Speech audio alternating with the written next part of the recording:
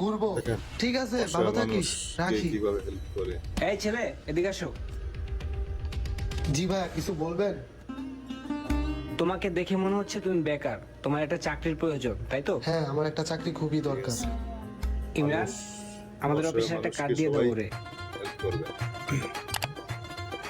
এই কার্ডটা রাখো, ঠিক আছে? আর কালকে সকালে অফিসে এসে যোগাযোগ করো, ঠিক আছে?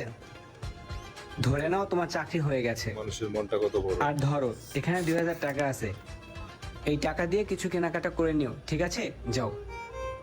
ধন্যবাদ আপনাকে, আসি। আসসালামু আলাইকুম।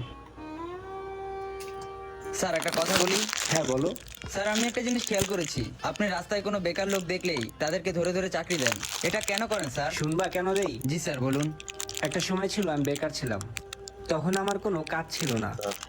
আমার ছোট ভাইয়ের একটা চাকরি ছিল, ও খুব ভালো অবস্থানে ছিল। অনেক ইয়া করতে হবে। ফ্যামিলিতে